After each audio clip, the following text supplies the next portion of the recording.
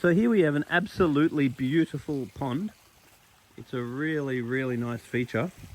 But see how the water is a little bit yellow, green. So the green water just means that the algae is out competing the good bacteria. Now this filter has got a UV sterilizer on it, but the UV sterilizer needs the globe replaced yearly. Otherwise the intensity and spectrum of the globe will fade and then the unit won't work. So if we replace this tube once a year, it should make a huge impact on how green this water is, because having this water lovely and clear would really be nice. Now the other thing about filters like this is that the water is coming in through the UV. So it's important every now and then to unplug the UV, because you don't want the UV going all the time, because we don't want to kill the good bacteria going into the actual filter. So every now and then it's good just to turn the UV off. That just means unplug it, and that lets the good bacteria get into the filter. Because what's happening here is we've got some mesh inside here, and the water is coming in, and then it's going through the actual filter, and then it's coming out over here. So that's all very good. But when we clean the media inside the filter, we got to make sure we clean it in water we've taken out of the pond. You never want to clean the filter with a hose, because the chlorine in the tap water can kill off the good bacteria. And if the good bacteria is killed off, the water will go green. Because what we want is an environment where there's lots of good bacteria, and then we'll have nice crystal clear healthy water. If we kill off the bacteria using tap water, or if anything else happens that stops the bacteria getting into this unit, such as running the UV 24/7 and not occasionally turning it off, then the algae will outcompete the bacteria.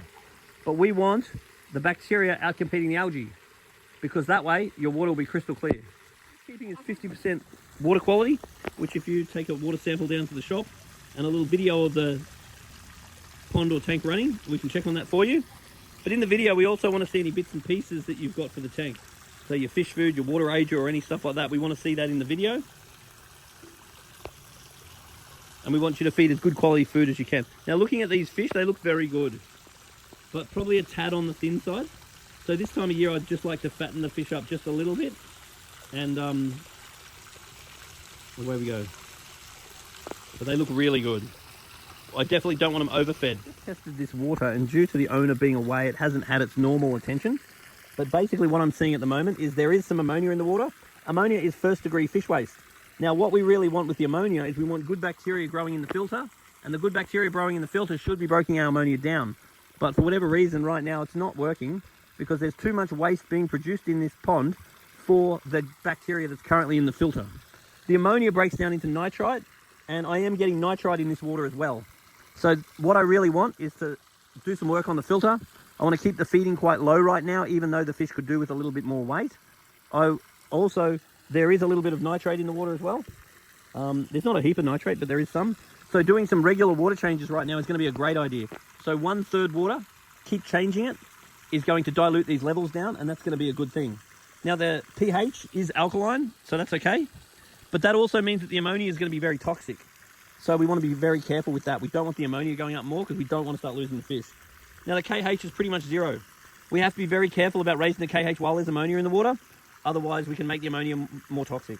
Also the GH of this water is nearly 0 as well. Now raising the GH of the water is going to detoxify the nitrite and going to help the fish's body slime. So fish have body slime, and when the body slime is very healthy, then the immune system of the fish, it won't be compromised. If the body slime becomes weak, then the fish are much more susceptible to any sorts of problems that can occur. So as far as this water is concerned, it definitely needs attention. But probably the best way of fixing this water at the moment is doing water changes.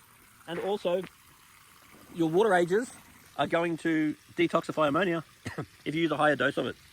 So this is a water ager. So if we put in a 5 times dose every couple of days, what that will do is bind up the ammonia and nitrite. It will not fix it. It'll bind it up so the fish are okay. So if we did some regular water changes of like 1/4 of the water or 1/3 of the water, we're going to dilute down these levels. We also want to change the UV on the filter, and we want to make sure that the filter is relatively clean, but clean from water that we clean by removing water from the pond, not tap water. We do not want to sterilize the filter. We also want to raise the KH, but we're going to do that once the ammonia goes away. And then we do want to raise the GH because that's going to help the body slime. So dumping that in is definitely going to help at this stage. Filter, we've got these mats. And what we want is good bacteria to grow in these mats. So when we clean these mats, we prefer not to use the tap because the tap might contain chlorine and the chlorine will kill off the good bacteria. And what we're trying to do here is grow bacteria because the bacteria that grows in here should be what's competing with the algae in the pond. If we have lots of good bacteria in the bacteria in the filter should outcompete the algae in the pond. If we're cleaning this with tap water, the chlorine in the tap water could kill off the good bacteria. Therefore, we're going to get outcompeted by the algae in the pond. So we're going to clean this using water that we remove from the pond. So this water is coming out of the pond. I go like this.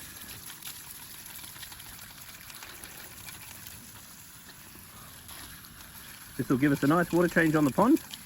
So that's all clean now in water from the fish pond, not water from the tap. There's quite a considerable amount of room there. So one thing I would consider doing if you ever did want to increase the biological capacity of this pond is you could get some marine pure balls, put it in a bag and put it in this area here. And you could easily fit 10 litres there. So if you put 5 to 10 litres there, that would do this pond many times over. So it means that you would be able to grow a lot more good bacteria, which would increase the capacity of the pond if you ever needed it. We've got some algae fix here, and algae fix is a good thing to add, but you do need to realise that it's a short-term fix, it's not a long-term fix. So you need to do whatever you can to fix the algae situation, and then you could use this just to knock it off. So providing your filter's running well, your maintenance is all up to speed, and you're checking your water quality, particularly your KH, because you never want to add this product when the KH is 0, nor do you want to add it when there's not enough oxygen. To be aware of is the bottom of the pond and in the pond filter sometimes builds up lots of sludge. And if you're getting heaps of sludge, you've either got to over time remove it before it builds up too much. Otherwise, there are products such as Pristine. Now what this product does is introduce bacteria which actually breaks the actual sludge down. So normally the sludge will tend to build up over time, but this can introduce bacteria normally from mud, which will actually break the solid sludge down. So it never hurts every now and then putting in a dose of Pristine in any of your fish or aquariums, particularly if you notice a whole bunch of sludge building up. You'd also want to make sure the UV sterilizer is off before using any of these sorts of biological products.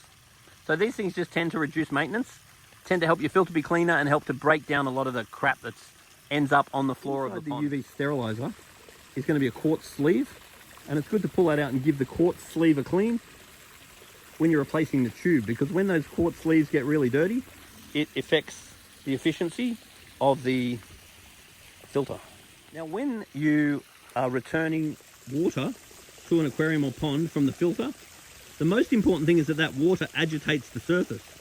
So in this case, this works beautifully because this is pouring in and that's re-oxygenating the oxygen that the filter itself takes out, because the filter is going to grow lots of bacteria in it and the water is going to go from the pond into the filter.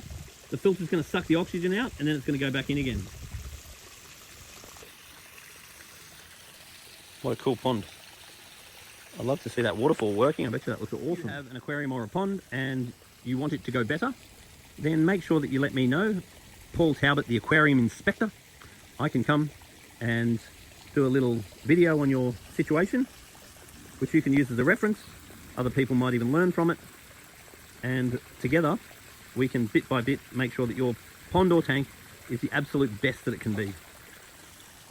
Constantly trying to improve is really the key to having a beautiful feature, especially in a lovely location like this. Spectacular.